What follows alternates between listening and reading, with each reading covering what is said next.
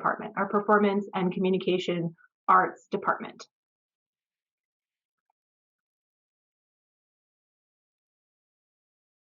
I want to start with a land acknowledgement that I'm coming to you from my home in Canton, New York, and Canton occupies the traditional lands of the Haudenosaunee nations. And I will also say that a land acknowledgement is an important gesture, but not sufficient to repair the theft, genocide, and erasure of Indigenous peoples inflicted by the settler colonial state. So I want to talk a little bit about me, and then I kind of want to hear from you folks. So one of my jobs on campus at St. Lawrence is, in addition to teaching communication classes, I also get to teach faculty how to teach communication skills and how to integrate speaking assignments into their courses. So I do a lot of communication skill development with other faculty and staff at St. Lawrence University, and I'm really excited to share my knowledge with you today. I also thought it would be useful for you all to know some things I value, in particular, how I value presenting and sharing my knowledge and the ways that I like to do that. I think it might be a little bit different from a traditional lecture or presentation where where a speaker would just kind of like lecture at you and go through PowerPoint slides. That's really not my approach. Some things that I value are the emergent, unpredictable power of a really good, productive discussion, right? I really love discussions where I come out thinking differently in some way. I really value the expertise already in the room. I'm putting room in air quotes, right? We're in a virtual room together. Many of you, all of you, will have some expertise to share with us. And I value the knowledge that you already have. And I value that you already have knowledge about what works and what doesn't work in terms of communication and presentation skills. I also value practicing what I preach. The kinds of communication expectations and best practices I'm going to talk about, I like to embody. That is a goal. I won't say it's a goal I've completely mastered. I also value intervening in white language supremacy. And white language supremacy is the idea, which often sort of functions as an assumption, an unspoken assumption, that the way white people use language is the best way to speak. And we know that there are tons of studies out there in communication, my field, that show that if a middle-aged white man gives the same exact presentation, offers the same exact arguments and evidence and claims as a Black, Indigenous, or person of color and or a woman, we tend to, as speakers, because of implicit biases we tend to attribute more credibility and more expertise to the white man. So I'm really interested in decolonizing communication norms and expectations. And I'm also interested in creating cultures of equity and cultures of good listening.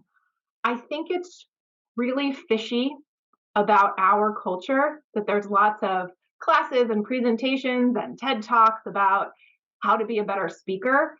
And I think it's really suspicious that we don't talk more about how to be better listeners. So that's something that's a value that I bring to this as well. And I'm loving seeing these introductions come up in the chat. Thanks, everybody. All right, so I would love to hear from you all. And a lot of you already shared where you're coming from, so you can maybe ignore this first prompt here. But I would love for each of you, if you feel comfortable, to share which of your communication or presentation skills would you like to improve and why? And we'll give folks a few minutes to kind of think and reflect on that. I realized there's something I wanted to say up front, which is an emergent sort of equity best practice, which is to visually describe my appearance. So you'll notice that throughout this presentation, I'm going to describe my appearance, and I'll also verbally describe all of the visual content in my presentation. So I present as a white woman in her late 30s, very late 30s.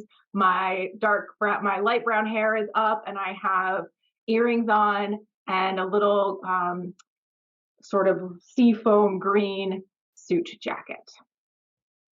And I also wanted to say as well, and I promise I'll give you a chance to think about your self-reflection more.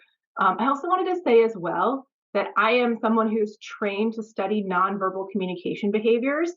So, and I get a lot out of that when I'm speaking and presenting. It's something that is really useful for me to scan the nonverbal behaviors in the room. So if it's all the same to you to have your camera on or not, I would love to be able to see you. But I know that perhaps folks, for various reasons, weren't expecting to be on camera, and that's totally fine as well if you don't want to be. But I want to invite you because that's something that helps me as a speaker. Okay, so now I promise I will stop talking and I will let you reflect, and please share in the chat which of your communication or presentation skills would you like to improve and why.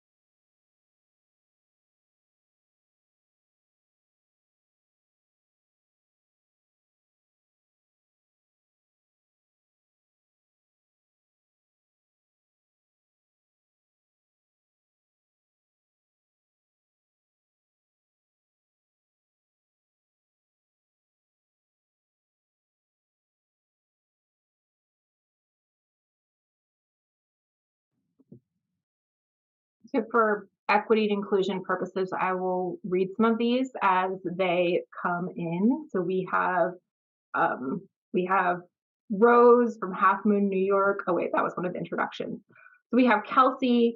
I'm hoping to be more confident in my communication. I'd like to work on how to be thorough but not overshare. Beth from Rochester Regional would like to improve talking with administrators. Rose says more confident in presentation. Christy says she gets nervous speaking in front of people, would like to learn how to build more confidence and be sure that I can be clearly understood. I tend to speak quickly and worry that it's unclear to people listening. The fear right before presenting, says Elizabeth. The pace and speed of my talk, speaking to people with varying degrees of knowledge. These are great. Confidence in telling a story, says a different Elizabeth. Sarah coming to us from Ithaca. I'd like to improve my confidence in public speaking, especially talking quickly due to nerves. So we're seeing some recurrent themes here. I'd like to improve my online communication skills. I can be great and flexible in person, says Heather, but I have a hard time feeling confident in the dynamic in online meetings. Totally hear that, Heather. Craig, I would like to improve public speaking skills with large groups. Mandy would like to improve. I'm not stumbling over my words and getting comfortable. Oh, I love that. Getting comfortable with silence. Julia, like to improve my ability to have clear, concise communication in meetings. Camille would like to slow down my speaking when presenting to my board to show my confidence and knowledge when I'm presenting. These are so great. We're going to address so many of these things that are coming up. Anne Marie would like to improve on my ability to translate my preparation skills into more confidence and remembering all the little details. And Kelsey, I would like to work on creating more dynamic and interactive presentations.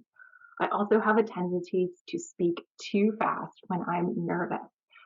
These are so helpful for me to know how I can sort of cater what I wanted to talk about to address some of these things. And a lot of the things that you all are raising are really, really common issues. So thank you all for sharing. I really appreciate that. Before I kind of jump in to doing some direct workshopping stuff, I want to share with you all 4 terms. So this is going to be a little bit kind of nuts and bolts kind of vocab stuff from my field, but I'm going to be using these 4 terms throughout the presentation. So I wanted to get us all on the same page because these are different modes of delivery in public or presentational speaking, and they're different ways of sharing material, sharing content, and I want us to have this vocab kind of ready to go before we move on any further. So I'll give definitions of these 4 modes of speaking, and then I'll give some examples. As I'm talking about these, I want you to ask yourself, in most speaking circumstances that you present, in most of the situations or occasions that you present in, which one of these do you think would be the most appropriate mode of delivery? Okay, so manuscript delivery, you can tell by script embedded in the term. So manuscript delivery is when you are reading word for word from a fully prepared text. So for example, President Joe Biden giving a really important speech like the State of the Union address would be reading, usually off a teleprompter. If you're an important politician, right, you'd be reading word for word. Manuscript delivery is a really important skill, but it's really, really hard to do well because the vast majority of us, when we are reading, we get into robot monotone voice and it is hard to listen to. And so manuscript delivery, very important skill, very hard to do well, takes a lot of training and practice. The second one is memory. So this is delivering, again, word for word, verbatim from a script, but you're not reading, you've memorized it word for word. So an example of this would be for those of you who might have acting or theater experience. If you get on stage, right, you can't just say sort of an approximation of your lines as an actor. Your director would be very angry with you if you just kind of winged it. You have to say your lines word for word from memory, right? So that's memory delivery. Takes a lot of practice to do really well and takes an exceptional amount of time to prepare because you're memorizing it. It takes a lot of time. The third mode of delivery is impromptu delivery, and that's when you're just remarking off the cuff. So for example, if you're participating in a discussion, right, or you raise your hand to say something, that's impromptu delivery, right? You've had little or no time to prepare. You're just sharing off the cuff. Another super important skill, but perhaps not what you want to do for a more formal presentation. And then finally, the last one is called extemporaneous delivery. And in extemporaneous delivery, the speaker is fully prepared, they've rehearsed, they've practiced, all of their materials are prepared, but they've practiced so much that they can deliver the content without reading, right? Oh, we just jumped forward to my next slide. I don't think I did that. PowerPoint just decided to have a moment.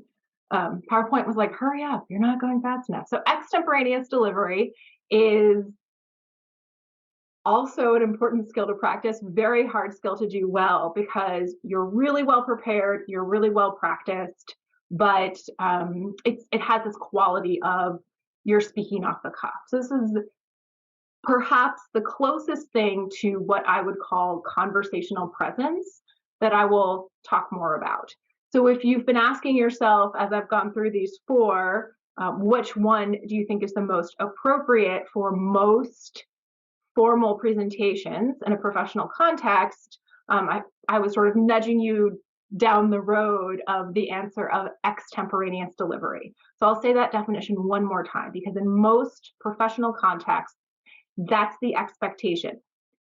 It's often an unwritten assumption, right? It's often an unwritten expectation. And I think it's really important for diversity and equity issues to make the implicit explicit. So I want to explicitly say, for most professional speaking contexts, extemporaneous delivery is the expectation. And that means the speaker has prepared their materials, has rehearsed their presentation, but they're not reading word for word when they present. First, before I go any further, I have to issue a disclaimer. So this is an image of Beyonce holding a baseball bat from one of my favorite songs or music videos from the visual album Lemonade called Hold Up, which reminds me to say, hold up. First, I have to say this before we go any further. This is a really important disclaimer. The communication norms and expectations that I'm going to be talking about during this presentation reflect a particular professional context. Communication is, this is an absurdly scholarly term that I'll unpack. Communication is socio-historically contingent, which is a fancy and very silly way of saying that depending on the expectations of the occasion, depending on the audience, depending on broader contextual expectations, what counts as good communication changes. Okay?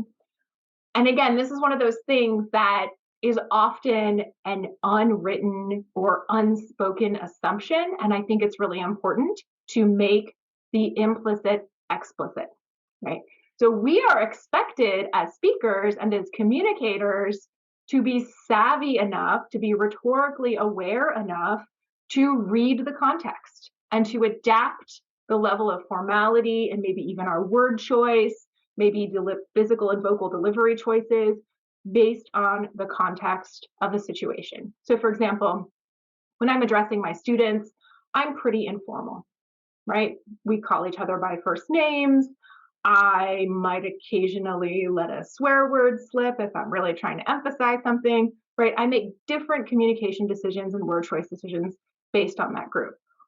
On the other hand, when I address, which I've been asked to do twice, and it's terrifying, the board of trustees at St. Lawrence University, because they're like basically my big bosses, I am giving my most formal presentation. I'm wearing my best Hillary Clinton power suit, and I am so, well, hopefully, I'm really well prepared, right? And I speak very formally in that context. So, no communication rules are ever universal rules. That's what I'm trying to get across here, right? So there's no rule that is true across all communication contexts, which is why I enjoy studying it. Okay, so I want to talk a little bit more about conversational presence and what that might mean. So we know that conversational presence is related to extemporaneous delivery, right? And in conversational presence, the speaker is present, mindful, and connected. The speaker is aware of verbal and nonverbal communication behaviors in the room, right? And that could be in a physical room or a virtual room. And the speaker is so well prepared and rehearsed that they can appear off the cuff. And there's this term in communication studies that harkens back to Cicero in ancient Rome, who wrote about something called sprezzatura. And sprezzatura is sort of this calculated or studied carelessness, right? And what I mean by that is in conversational presence and extemporaneous delivery, if you are well prepared, if you really know your stuff, you can deliver in a way that you are able to be present to your audience, right? And in a way that it sounds like you just made this up off the cuff, but in fact, you very carefully prepared what you're going to say.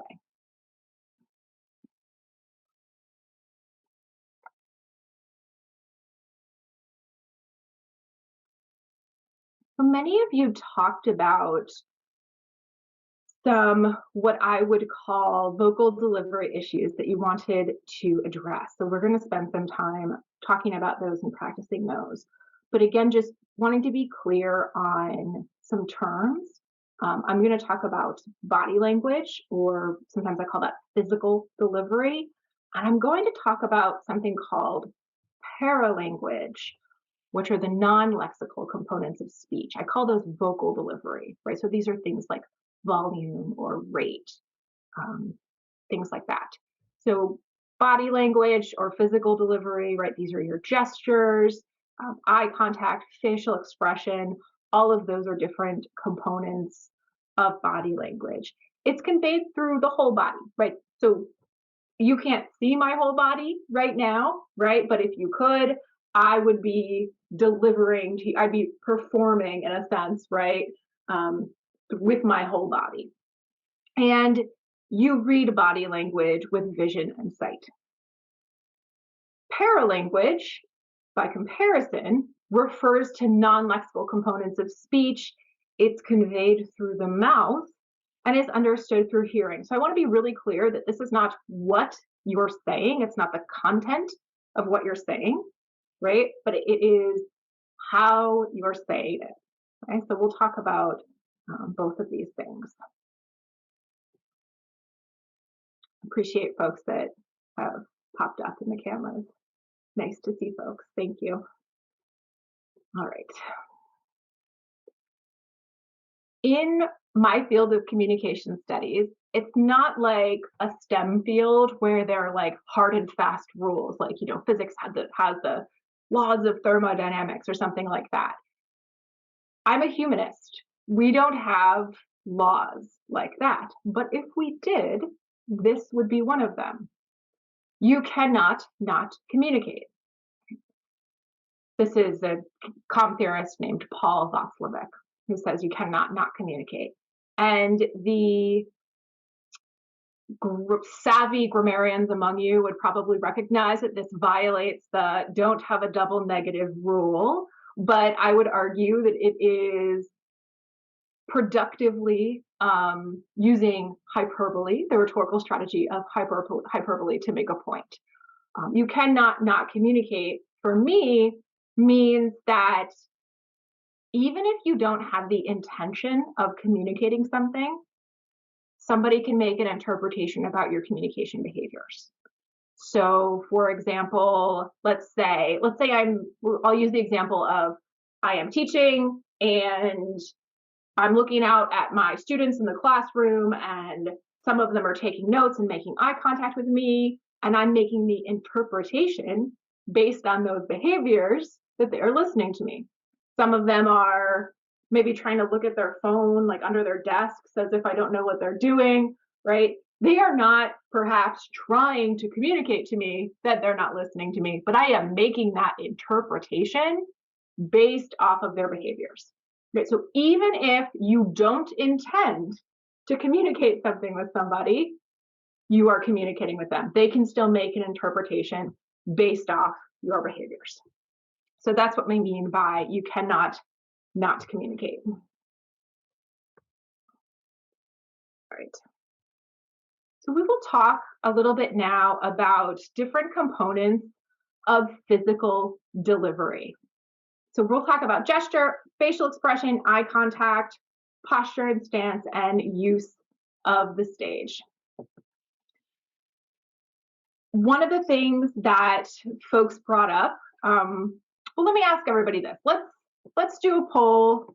Let's do by show of hands, and if you could use the hand raising function, which to raise your hand, you could go to reactions. Everyone know how to raise their hand on Zoom? Anyone need a quick walkthrough on how to do it? Okay, we've all been using Zoom a while, right? Okay, I would love to do a quick poll. By show of hands, either just by raising your hand if you have your camera on, or raising your virtual hand if you don't, I would love to know how many of you have experienced speaking anxiety or communication apprehension because you know, as a result of knowing that you have to address a group in some way. Okay, so I'm seeing tons of hands and I am not surprised. Okay, every time I do that poll, pretty much, y'all can take your hands down. Thank you, I really appreciate that. By the way, you all just non-verbally signal to me that you're paying attention, which I appreciate. Every time I do that poll, and no matter what context, almost every single person in the room raises their hand. So I'm going to ask a follow-up question, and I would like some folks to either answer in the chat or you can also unmute and answer. When you feel that anxiety, when you feel anxious, when you feel nervous before speaking, what is happening physiologically in your body? What is going on with your body? You can throw it in the chat or you can unmute and share. Adrenaline surge. Catherine, did you want to share, or Brenda, did you want to share, or is your hand just up from being up? So we have sweating, absolutely, very common one. Sweaty palms, sweaty armpits, am I right? Lots of heart rate stuff, absolutely. Heart rate increases, heart beating very fast. Face gets hot, that's a really good one. Mind races, shaky hands, that's a result of adrenaline, right? Shaky hands and shaky knees, that's adrenaline. Increased heart rate, dry mouth, also adrenaline. Blushing, more sweat, more heart rate increase. I blush, which I hate, red face, shaky, sweating. Yeah, so these are really common physiological responses to anxiety, right? And I want to acknowledge, normalize, and validate that, because I feel like if we don't acknowledge and normalize, people can feel ashamed, and there's really absolutely no reason to be ashamed of things that are completely normal physiological responses. Okay. I could do a whole session on how to reduce speaking anxiety. I haven't really planned for that and haven't, that's not the goals of our time together today, but I can talk about a few things. One of the very, very best things I can recommend is reducing your respiration rate. Okay, so many of you noticed that your heart beats really fast, right? When you are anxious or nervous. When your heart beats really fast, in order to accommodate all of the blood, additional blood that your heart is, I shouldn't say additional, but faster, right? Your heart is pumping blood faster through your body. In order to oxygenate that blood, your respiration rate is also increasing. And an increased respiration rate is one of the biggest enemies of effective vocal delivery. So I'm just going to show my vocal delivery slide, and we'll come back to some elements of physical delivery, but just want to be working emergently to the concerns that were raised just now. So I'll show this slide and then we'll go back to it. Okay. One of the biggest obstacles to effective vocal delivery is an increased respiration rate as a result of anxiety. So one of the best things you can do for yourself is do some mindful breathing. Perhaps maybe some of you have heard of or practiced box breath. So box breath, which is invented by Navy SEALs, right? So you know it works, and you know that they were responding probably to some high pressure situations. So box breath is 4 counts inhale, hold your breath, 4 counts exhale, hold your breath, 4 counts inhale, and then sort of around, and that's why they call it box breath. Box breath is really useful, and I like to do box breath right before I know I'm about to present. I want to talk a little bit more about why that increased respiration rate as a result of increased heart rate is an obstacle to effective vocal delivery. So most people, when they struggle with a volume, they tend to be too quiet. I'm talking about volume and rate in kind of the same breath here, so kind of the same little unit. Most people, and many of you said this in things that you wanted to work on, most people, when they struggle with speaking rate, they're speaking too quickly, right? Increased respiration is the reason for both of those things. So I'm gonna fake having increased respiration to make my point. When you're breathing really quickly, it's hard to project effective volume and you speak really fast. Right? So one of the very best things that you can do for yourself to have more effective vocal projection, to fill the room with your voice, and to have more of an audience-centered rate is to lower your respiration rate. Okay. All right, so let's go back, and don't worry, I'll come back and hit more of these components of vocal delivery, but I wanted to go back and think through some of these components of physical delivery. Some of the physiological effects of anxiety that you all mentioned also affect these components of physical delivery. I'll give you an example. This is sort of one of those myths about public speaking that I really hate and I really want to stop being disseminated, which is, well, there's two. If you are anxious, just imagine the audience in their underwear, which, like, I'm just like, no, let's not, right? Or I also really, really hate to fake making eye contact, look behind people or look at the wall behind them. Now, I understand for some folks, if that's what they need to do to manage their overwhelming anxiety, do it, right? Don't look at faces. I also want to acknowledge here, there are different expressions of neurodiversity in the world. And I know some neurodiverse people in my life who will say, looking at someone's eyes is painful for me, right? So I just want to acknowledge that privileging eye contact as a particular audience expectation is privileging a particular way of having our brains work in the world. Just want to acknowledge that. That being said, in most audiences, it is an expectation. Since one of you mentioned that you felt like you were more effective in person than over Zoom, which is probably something that a lot of us might feel and experience, I also want to say that it's reasonable to acknowledge what I call the Zoom eye contact paradox, right? Which is looking right into my camera right now. If I'm looking right into my camera, it might feel like I'm looking at you, right? But then I don't get to look at your faces. And your faces are a treasure trove of information for me as a speaker. So there's something that a skill that speakers can develop called receptive accuracy, where as you're presenting, as you're going, you are scanning the nonverbal behaviors in the room and adapting your presentation based on that. So I know a lot of my examples are from teaching, because that's how I spend a lot of my time addressing groups.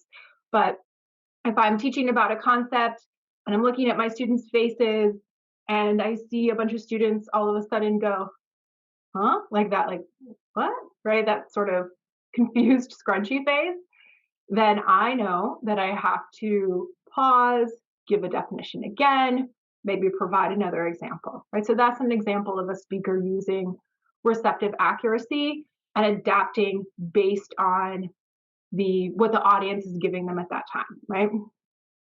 This is one of the reasons why in conversational presence, I like to talk about being connected to your audience members and being present and mindful. So that's why I want to dispel that myth of just look behind people, because then you miss out on all of that information that they're giving you with their face and their bodies. One of the questions I get sometimes is about hand gestures, and I know this is a little awkward to talk about because I am using my hands, but you probably can't even see them that well. Maybe you can see my fingertips sort of occasionally come up. In general, the advice is to use something that we call open palm gestures, which means in general, it is inviting to the audience when your palm is facing them, right? So we would avoid something like, I don't know, maybe like a crossed arms, which sort of non-verbally signals I'm closed off or I'm uncomfortable, right? I don't want to be here right now. I'm anxious, I'm nervous. So generally we want to think about gestures that face the audience. We also want to think about employing hand gestures that support the verbal content of what we're saying. So just as an example, if I say the first important thing I want to talk about is, and I hold up a number one, right? Then your brains are getting the same content through different pathways, right? You're hearing it with your ears, the number one, and then you're seeing number one with your eyes. And our brains love when we're getting multimodal sources of information, right? So gestures that support verbal content and open palm gestures. I'm going to jump down to talking about posture and stance, because not only is posture and stance really helpful for effective physical delivery, but it also affects some of the vocal delivery stuff we mentioned. So to use an example, right? So, and I'm going to invite all of you, if we were in the same room together, I'd sort of make everybody stand up and do this. I'm going to invite all of you, whether you have your camera on or not, to just go ahead, and you can stand up or stay sitting, but I want you to project with your body confidence. So maybe you can imagine this is a moment, maybe like right before you're about to give an important presentation. You haven't even spoken yet. You're looking out at your audience for that first moment. And if you're like most people, when I invite them to do this, many of us maybe stood up a little bit straighter. Maybe we stopped, most of us are engaging with screens. We do a lot of forward head posture. So maybe you moved your ears back a couple inches. I know when I like to see confident body posture, I really like to see feet about hip width apart. I like to see equal weight in both feet, right? So someone isn't sort of like standing over hunched to the right or the left. So equal weight in both feet, square hips and shoulders, if that's something that your body's capable of. I like to see maybe like relaxed shoulders. And then that neutral stance is hands down by your side. And so many of us really hate that and want to sort of hide our hands or tuck them in our pockets. I was just rewatching the movie Clueless the other day, which is, if you're a millennial like me, you watch that movie a lot. And Cher has debate practice. And I just couldn't stop laughing that she's chewing gum. She takes her gum out of her mouth, holds it on her finger to give the speech. And I'm like, oh my gosh, this is amazing. And she doesn't do well. She doesn't get a good grade on her debate, by the way. And I know none of you would actually do that, but I just loved that happened. And I'm surprised I don't see my students doing it, honestly. Use of the stage. Let me say something else about posture and stance that I wanted to bring up as well, how it connects to vocal delivery.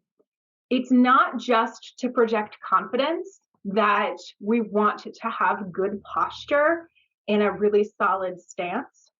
It's also because when we have good posture, we are supporting our diaphragms and giving our diaphragms the most capacity or space to move. So those of you who are trained singers know that your voice doesn't come from your throat, right? Your voice comes from deep in your belly, this sort of hammock of muscles that is nestled under your rib cage that supports your breath and therefore your voice.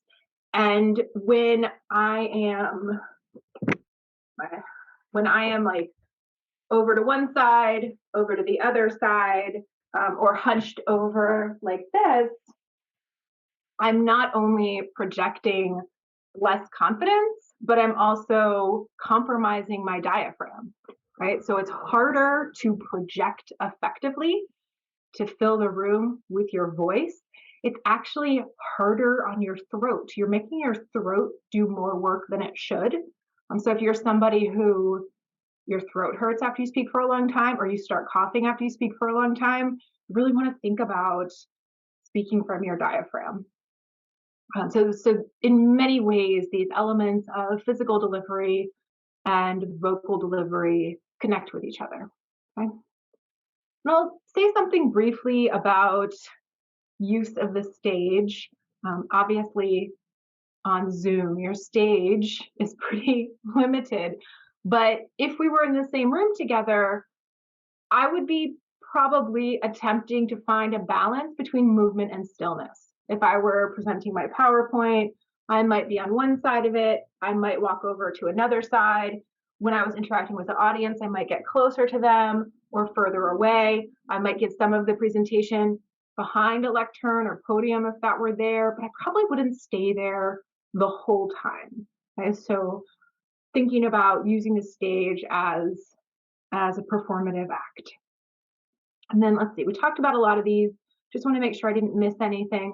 Before I go on to vocal delivery, I'm curious if there are any questions, or as I learned to say from my colleague, what questions do you have about physical delivery, how your body shows up in the room? You could throw them in the chat.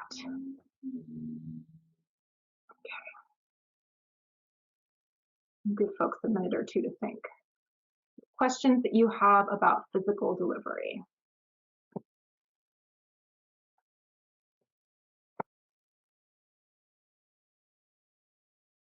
And Rose, I know you weren't responding to this particular question, but I agree with you. So Amanda wrote, is there a better time to stand than sit? Really interesting question. I think that I would say, what are the audience expectations and norms, right? If you're, in a particular group and the group has particular traditions or rituals, right? What are the norms and expectations there? So I would, it's such a context dependent answer. I think that I know that I do better standing. I know that I feel more energy as a speaker standing. So I'm sorry, I don't have a better answer other than that it's so context dependent, and totally fine if you have a follow-up question as well if I didn't get to what you wanted. All right. What if you were always at a podium? Oftentimes we use this to facilitate those joining by Zoom. Oh, that's a great observation, right? So if you are in a hybrid situation where there are people, there are people in the room, but then there's also people zooming in for equity and access issues, that's a great reminder that if you want to remain on camera for folks, you probably should stay in that one place, especially if that's where the microphone is. Thank you for that question. How do you stop unwanted gestures due to anxiety? I appreciate that question a lot, and I'm assuming, Camille, that you're talking about the sort of like fidgety, like clicky pens and papers and that kind of stuff. I think that practicing, well, two things. So there's this great emerging research on ending the stress cycle that talks about how to release sort of stress and anxiety from your body. You have to move, right? That's like our bodies want to release that energy. So I would give yourself time before the presentation to have like a one-person dance party, flail, move, take a brisk walk, get your heart rate up, and get those wiggles out beforehand, so that maybe you've processed, being able to metabolize some of that anxiety and that adrenaline, so that you can hold stillness when you're presenting.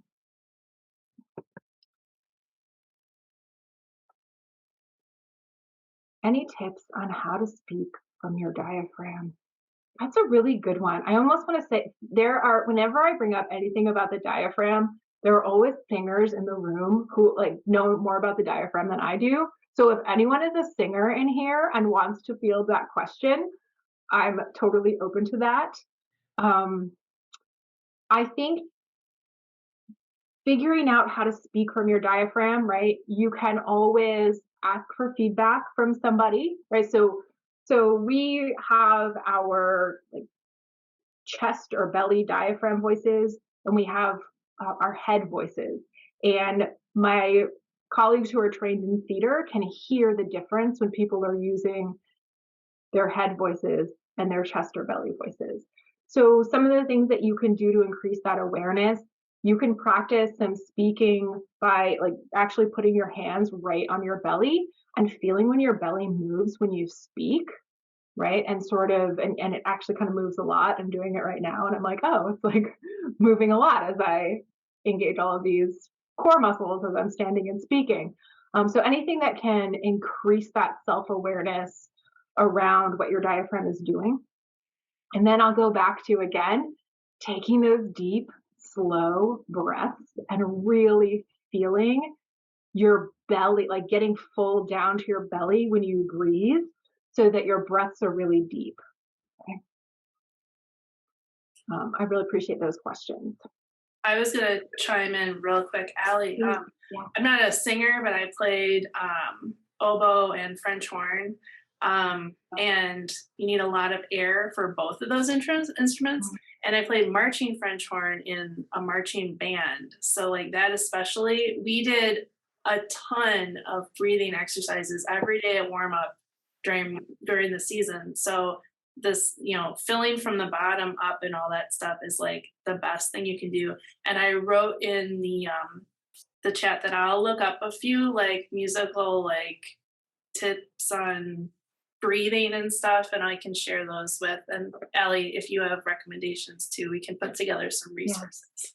for sure.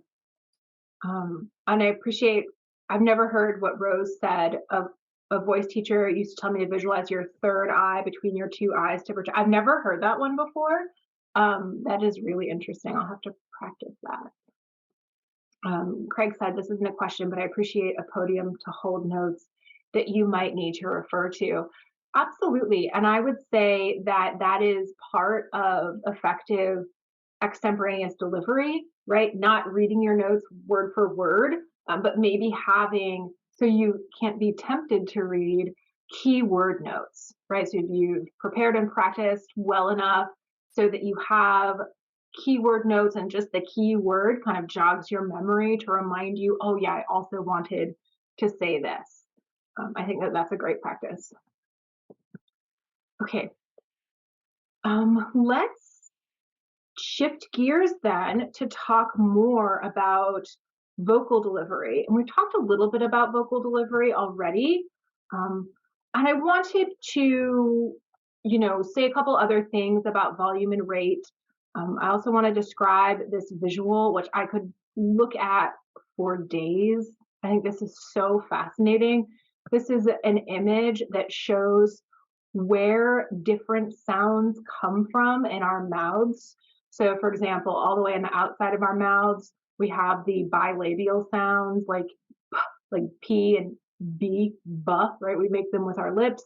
And then all of the different sounds that we could possibly make are made in different points in our mouth, all the way back to the glottal sounds, like the H in happy, right? And I literally could look at this image forever and just like make different sounds to myself. So, for example, and we'll relate this to the importance of crisp and clear enunciation later, but that word crisp is fascinating to me because it crisp starts in the back and goes to the front. So I invite you to say to yourself, crisp, and just like feel how it moves from your throat to your lips. I'm fascinated by this stuff.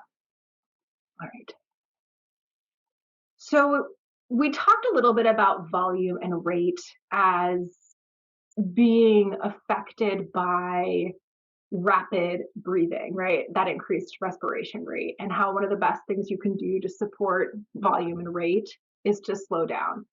I'll also say about volume and rate that they do really cool work to produce a mood together. Let me show you an example. So here are 4 quadrants showing vocal variety. So one axis, the vertical axis is volume, right? So whisper is at the bottom, and then shout is at the top. And then the horizontal axis is rate. So if you're speaking slowly or quickly. And you can achieve really cool effects with vocal variety by just using volume and rate. So for example, if I'm speaking slowly but loudly, maybe it can sound authoritative, maybe it can sound a little condescending too, right? If I'm speaking loudly and quickly, it can communicate excitement. Um, if I'm speaking quickly but quietly, it can raise the level of anticipation. And if I'm speaking more quietly but slowly, I can sound really authentic. And I share that to show that there is not one universal speaking rate, right, that you should maintain for your whole speech. There's not one universal volume that you should maintain for your whole speech. You want to always be within an audible range, but you want to switch it up to achieve what we would call vocal variety, right? So the thing that we really want to avoid is that monotone robot voice where everything is the same volume and rate and right that kind of, it's so hard to listen, right, when people aren't using all of these elements of vocal variety. So to give you an example that I find really fascinating, probably the most famous speech in US history, Martin Luther King Jr.'s I Have a Dream speech. So he opens that speech at about 95 words per minute. And just to give you an example, most humans in conversation speak to each other at about 120 to 160 words per minute. So that's really fast, right? That's more than 2 words per second. So Martin Luther King Jr. opened that speech really slowly, but by the time he ends the speech, he's up to 150 words per minute. And I would argue that his pace changes communicate a sense of urgency, right? Communicate a sense of urgency about the problem at hand. Okay.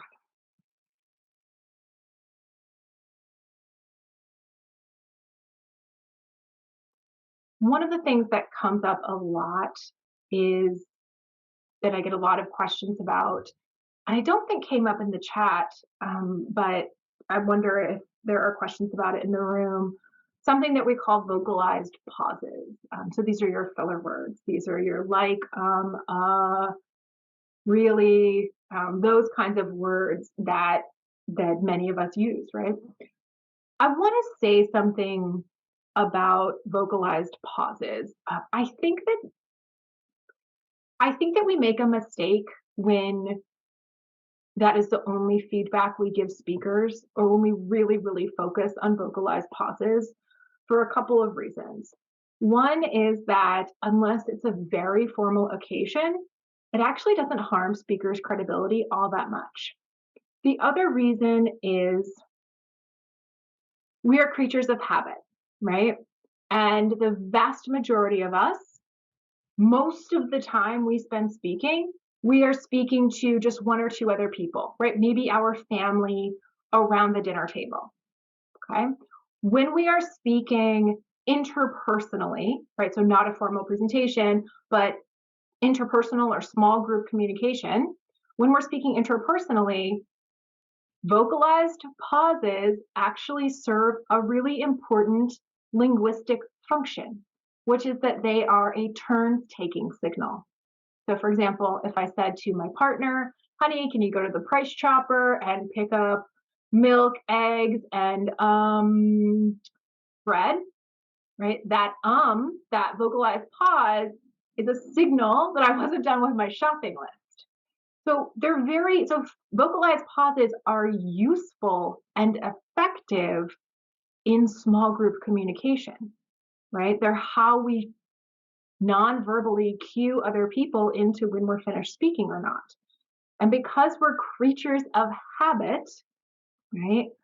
When we address a group, we sometimes leave those vocalized pauses in, and they can invite negative attributions of credibility. So I just want to be very clear, like exceptionally clear, that I'm not saying that people who use filler words are stupid.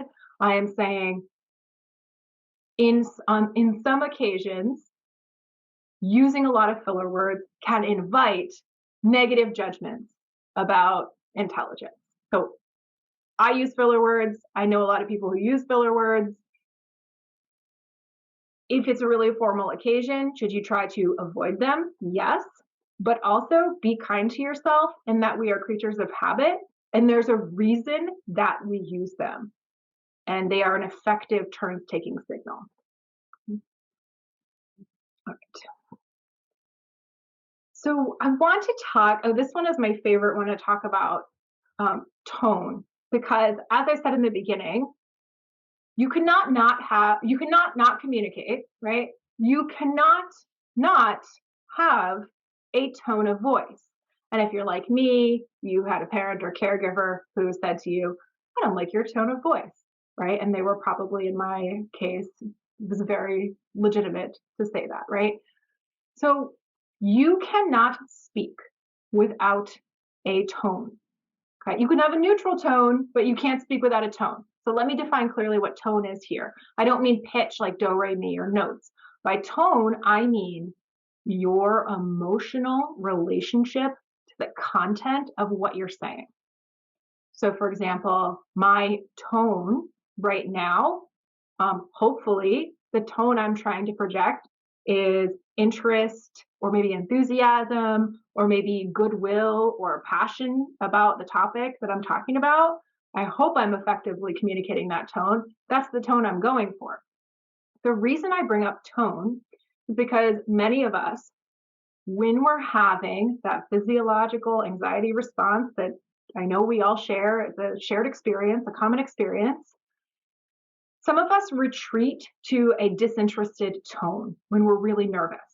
When we're really nervous, sometimes it just sounds like we're talking about this and we don't really care or whatever, and I just want to be done, right? So I want to invite you all to think about being intentional about your tone, right? What tone makes the most sense for a particular audience? I want you to think about how with your voice, right? And facial expression can map onto tone as well, right? It can communicate also things like interest, right? But think about how much we communicate with tone, right? If I look at your shoes and I'm like, I like your shoes, right? That sarcastic tone is communicate, even though I'm verbally saying the content of what I'm saying is I like your shoes, that tone communicates, yeah, I don't like your shoes, right?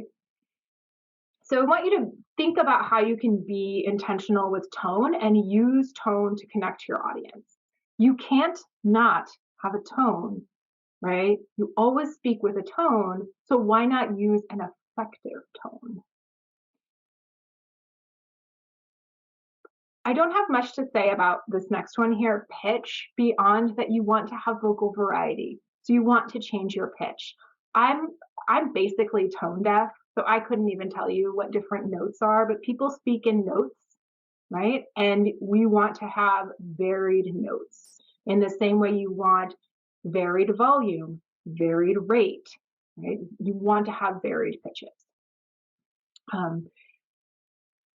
Very similar to this is emphasis or inflection. And I want to encourage you to think about thinking about how you can emphasize the most important parts of your speech or presentation. I also want you to think about how emphasis can change the meaning of what you're saying. So for example, I'm going to say the same sentence twice, but I'm going to emphasize different parts, and you try to figure out what the different meaning is, right? Okay.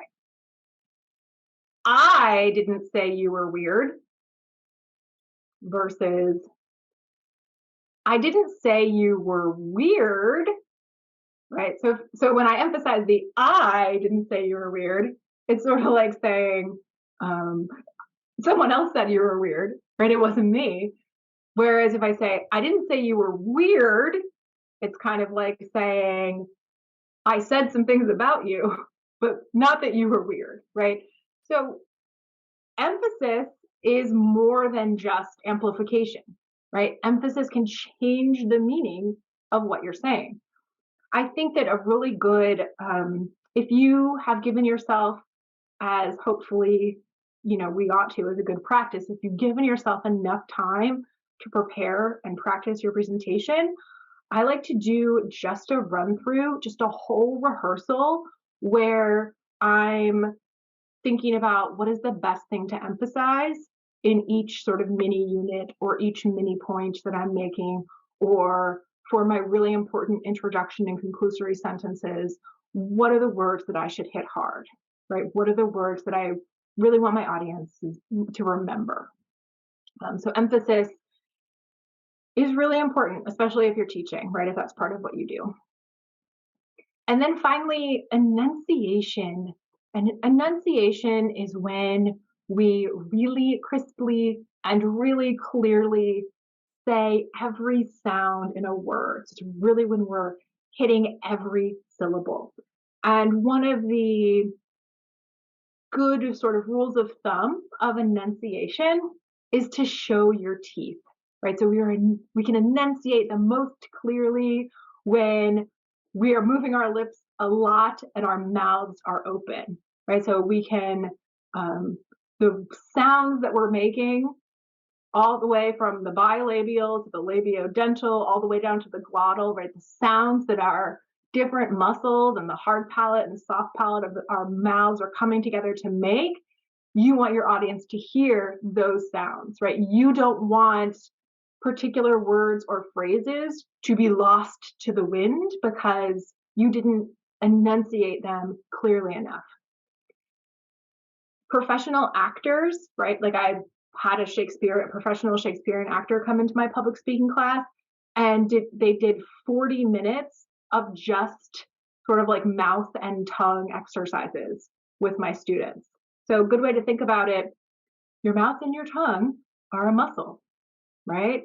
In the same way that you might do like bicep curls to work your muscles and be stronger for functional movement, you might want to think about the way that your mouth and your tongue and your lips are muscles that maybe deserve some attention and time and love from you, right? To better be able to enunciate clearly. So it is a muscle.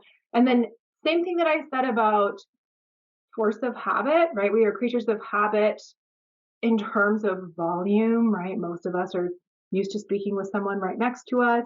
So we have to sort of break past that habit to expand our volume to speak to a larger room. Most of us are used to speaking really quickly. So there's one person right next to us. The larger the room, the more slowly you have to speak. So you have to break out of that habit to speak effectively, to break out of the filler word habit to speak effectively. And same thing with enunciation. If most of our communication, as it is for most people, is with people right next to you, right? You don't have to work that hard to enunciate. But when you're speaking to a larger group, working a little harder to enunciate clearly, and of course, I'm very self-aware of my enunciation as I'm saying this, working a little harder to enunciate clearly is an audience-centered best practice. So I'm going to kind of shift gears a little bit and talk more about how to manage an effective discussion. But before I move to that, are there other questions about vocal delivery? Because I know some of you had some specific skills regarding vocal delivery that you brought up. So I just want to make sure I addressed anything in particular that's coming up for people about these aspects of vocal delivery. Feel free to throw it in the chat or unmute.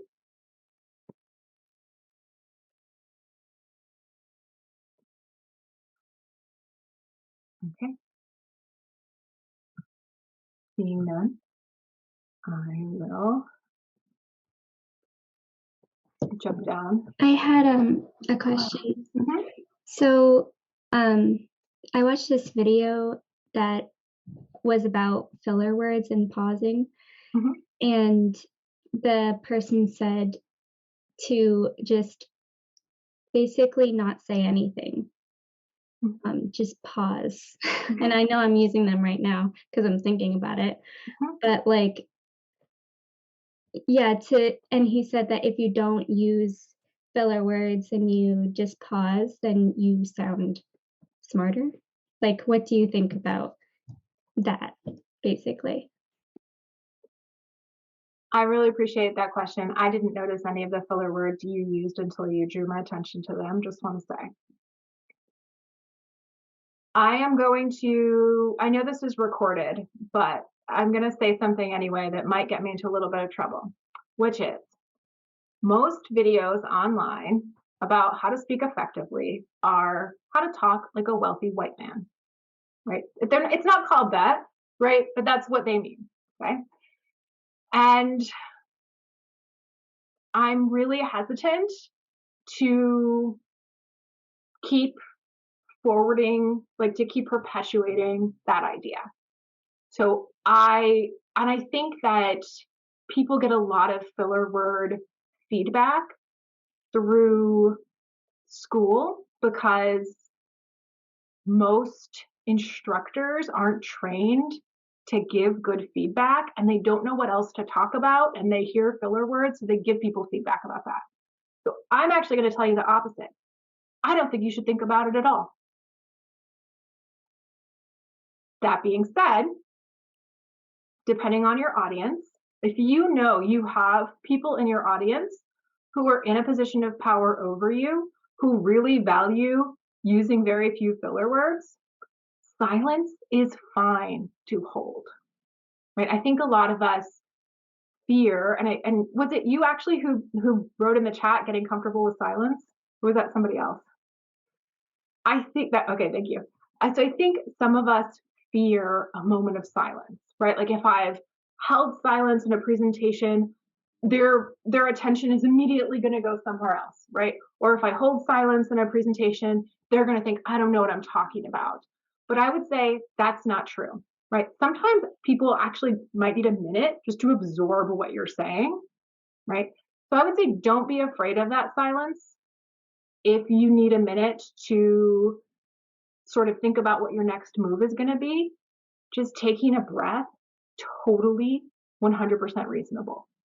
So it can be kind of a power move to hold that silence, actually. It's kind of like, ooh, what is she going to do? I don't know. How do you feel about that response? Yeah, thank you. I mean, that's definitely something that I can work on is like being okay with the silence as well.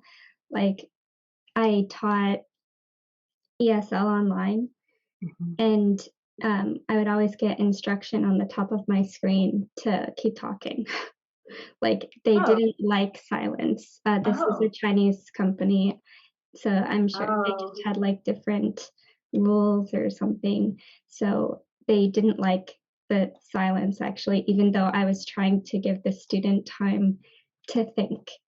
Yeah, so they were basically trying to outsource their labor to AI, artificial intelligence, that is attempting to read your communication behaviors and give you feedback, right? So it's not like someone was watching you and saying, right? It was an AI generated piece of feedback. So that's the whole other conversation because that is a really interesting emerging industry that I have a lot of opinions about.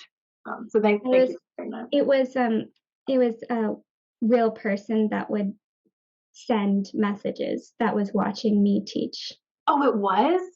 Yeah. Wow. Yeah. That is so interesting. Yeah, it was interesting to always know that I was being watched while teaching. Yeah, weird. What a like not very effective way to use labor either. So interesting. Thank you for sharing that. All right. I saw a question of how long should the silent pause be? And I think the time to take a breath is fine, like the time to take a deep breath. But I will also share with you a number that I have heard, and this actually comes from instructional comm scholarship that talks about if you ask a group a question, how long you should wait before you say something else, right? So basically, how long you should kind of like let a question simmer before you get a response. And according to some experts, the answer is a very precise 11 seconds. I don't know. I don't know where people come up with these things. Okay. Thank you for those questions. I really appreciate that. I want to switch gears a little bit to talk about managing effective discussion. Allie, we had one more sneak in. How do you feel about vocal fry? Good question. So folks who might not know what vocal fry is the sort of cracking of your voice that for actually some of us who are so used to hearing vocal fry all the time, you might not even be able to hear it. But there's different generational expectations and judgments about vocal fry. So people who tend to be older tend to hear it and dislike it more than people who are from younger generations. It's very associated with this kind of reality TV, Kim Kardashian kind of vocal fry, like that kind of sound. Vocal fry is gendered, and that brings up a host of issues. And what I mean by that is I am not surprised that people like women whose voices are routinely dismissed, I'm not surprised that there are ways of using your voice to manage that systemic dismissal. So that's my probably very feminist take on vocal fry. It doesn't bother me. I'm also a millennial woman and I probably have it. So there's my response. I'd be curious to know other people's thoughts about vocal fry.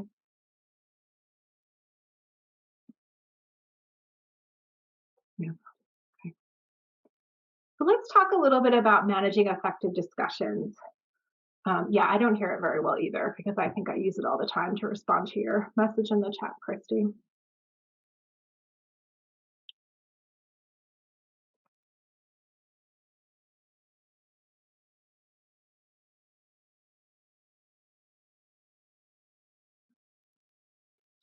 There's a book that I recommend by Priya Parker called The Art of Gathering.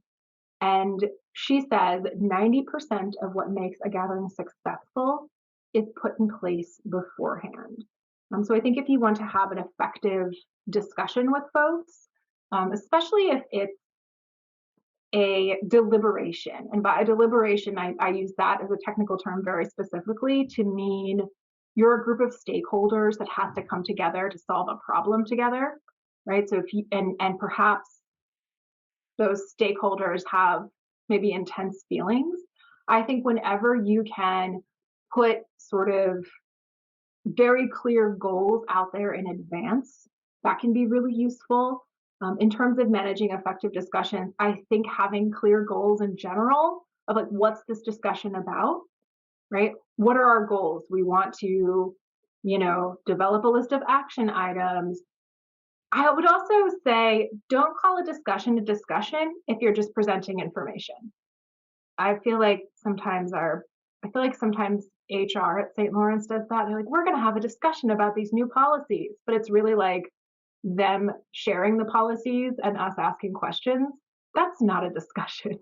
That's sharing information and fielding questions about it, right? A discussion is when you actually hear from all stakeholders, right? I think if you're a group that comes together often and if you have to make difficult decisions together, I would really recommend generating some community agreements. So you could talk about as a group, what agreements do we want to have moving forward? So for example, do we want to have community agreements about listening carefully, hearing each other's perspectives, how to resolve conflict issues if they come up, right? All of those things are really important to have community-generated agreements about. So for example, I use community-generated agreements in my classrooms, right? We talk about some difficult concepts sometimes. We have community-generated agreements in advance. Sometimes we return to them. And I specifically say community-generated agreements because they are legitimately generated by the community of the classroom, right? They are not this sort of like top-down imposed, here's a list of things. Although I wouldn't say that that's always a bad thing. Something that's very important about managing effective discussions is this idea of facilitators facilitating. And what I mean by that is there should always be someone in that facilitator role, and ideally, they shouldn't be a stakeholder. By stakeholder, I mean like someone who has a really strong perspective, right? There should be somebody who's doing the work of facilitating, who's trying to democratize participation, who's trying to make sure, who's saying things like, is there anyone we haven't heard from yet? Or who else has an idea to share about that, right? So facilitators, ideally, right, if you're facilitating, you shouldn't also be a stakeholder. And I know some groups are small enough that that's sort of impossible, but if you can nominate a sort of more neutral person to be a facilitator, that can be really, really helpful. I really love democratizing participation. So, for example, one way to democratize participation would be something like circle of voices. So, for example, let's all go around and share our perspective on this. Brene Brown actually has this cool activity that she does with her, I don't know if it's like her C-suite group or whatever the people, when her company is trying to make a really hard decision, they will write a response to something and then share it anonymously so that to avoid that kind of effect when everyone goes around and says something, people are sort of like automatically coalescing or seeking consensus, right? So just get all of the ideas that are in the room kind of on the board, so to speak, to begin with, can be really helpful. So whenever you can democratize participation, if the group is small enough where you can really hear from everybody first, that can be a really great move. I love to encourage folks in a discussion to think about how much they're speaking as taking up space in the room, and to encourage people to develop that self-awareness of, I'm speaking a lot, right? Maybe I should step back, or I haven't shared very much. Maybe I should step forward a little bit more and take up more space in the room. I would also say that I just want to acknowledge that there are always power dynamics in a room, and the enactment of power in a power over rather than power with kind of way can pervert the free exchange of ideas. I won't ask to see a show of hands here, but I wonder how many people in this room really feel comfortable bringing up an alternative perspective with their manager, for example. Again, this is not a poll, right? But I'm curious, do you really feel comfortable bringing up a perspective to your supervisor that is different from their perspective? And supervisors, if you think that people under you would say no to that, you need to rethink some things that you're doing. So really love Priya Parker. Gatherings crackle and flourish when real thought goes into them, when structure is baked into them, and when a host has the curiosity, willingness, and generosity of spirit to try. In her book, The Art of Gathering is sort of more about like parties, but I think it actually applies to meetings and other professional contexts really nicely.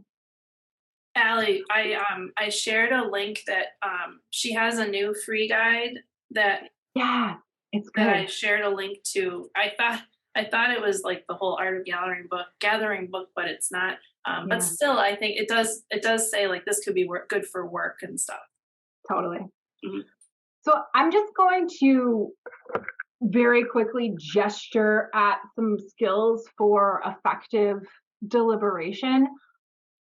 If I had a whole other day with you, maybe we could do some practicing of these skills, right? Maybe we could do some fish bowls where some people observe while other people have a conversation.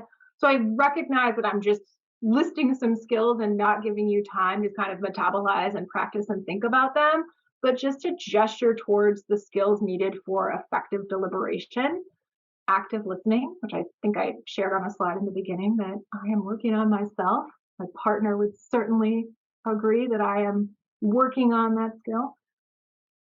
The suspension of judgment, right? And this one's really important. A lot of us, our brains just automatically jump to what we think somebody's perspective is going to be when they start talking. We don't really sit and try to really hear them.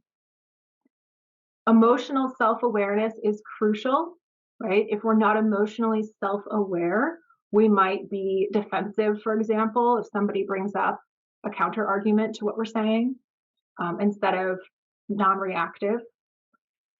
Reflection is a really great skill for effective deliberation. And by reflection, I don't mean self-reflection or self-awareness, though that is important.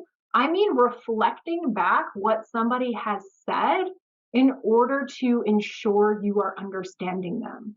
So saying something like, just to check, I think what you're saying is, or just so I'm tracking, did you mean this? Right? So that kind of reflection practice, which really helps people feel seen and recognized and validated, right? And helps them feel like somebody's listening to them, but also helps you check your understanding. Compassion, right? I would say empathy goes hand in hand with compassion, goodwill, and then also willingness to see things from a new perspective. So I would say if you're going into a discussion or a deliberation only willing to have people hear your idea and not hear other people's ideas, it's probably not going to be a very effective deliberation from the beginning. So this is another, and I know we're sort of running out of time, but I think these power dynamics things are so important. So again, this is just a quick gesture rather than, giving people time to practice and metabolize. But I would also say that noticing and acknowledging power dynamics are really important for effective discussions and dialogues. Noticing who's talking and who's not talking. Asking, are there participation patterns related to social identity, right? In other words, are there gendered or racial identity categories resulting in some people talking more or less? What is not being said? Is there an elephant in the room? This one's really important. What does the body language feel like? Because I think that I know that sort of vibe or sort of feel in a room sounds like super mushy gushy and subjective, but at the same time, I think people feel it when a room feels cold or people feel cut off. And I do think that vibe matters. And again, I know I sound like the subjective humanist I am by saying that, but I do think that vibe matters. And who has power in the space and how are they using it? So I really appreciate our time together. One of the things that I would really love to see in the chat before you go is to do just sort of one more moment of self-reflection and maybe list in the chat, if you wouldn't mind sharing with us, 2 specific communication skills that you'd like to practice in the coming months. Maybe any of the vocal delivery skills we talked about, physical delivery skills, discussion facilitation skills, and maybe another sentence about why they're important to you. That would really be helpful for me. I would love to see that. And I will also, as folks are thinking, put my email up here, which is arowland@stlawU.edu, and say I absolutely invite continued conversation and your feedback. And I really appreciate your time and attention. And I'm so excited to see what you're going to put in the chat.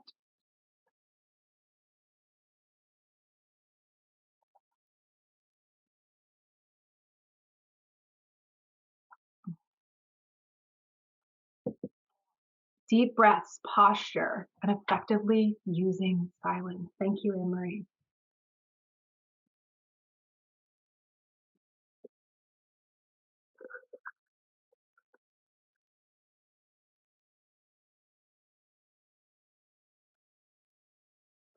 Someone is tall and not wanting to take up space. Thank you, Sarah. Something you struggle with. Yeah, and if I may make the assumption by your name, Sarah, that you are socialized to be a woman, we are socialized as women to not take up space. We're told that we should be small, right? Square breaths, I'm assuming, Heather, you mean, I'm assuming that's box breath. Silence, leaning into authenticity and communication styles, awesome. Pausing with confidence, addressing or being more aware of power dynamics and building confidence to voice opinions or challenge views. Love that, Christy. Camille says, I realize I need to truly practice active listening and to utilize breathing exercises to calm my nerves. You and me both, Camille. Selena said volume and hand gestures. Sometimes the hand gestures mask discomfort. I also have a quiet voice and also think about projecting. Thanks, Selena. Catherine said I tend to talk fast. I'm going to try to stop and breathe when speaking. Amanda said I plan to work on being more mindful about the audience.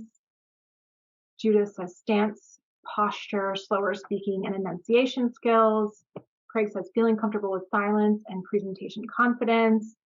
Elizabeth said box breath, projecting, adjusting rate of speech.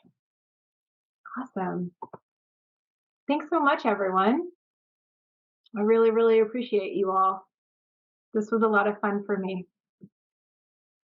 Thank you, Allie. This was amazing. This is one of the best. I don't want to be like biased towards my other programs, but this was one of the best that I think we've had in a while. So thank you. And do fill out the evaluation form, please, please, please, and put some topics in. Like I said, everyone within the different library councils are always eager to provide the best, continuing education we can for you all and what is most useful or relevant in your world. And I will be looking very keenly at them to see if anything that Allie can do again might be in there, because I think that this was really wonderful. So thank you again, everyone. And you will get a follow-up email from me with all the things. So thank you and have a great rest of your afternoon. Thank you. Bye.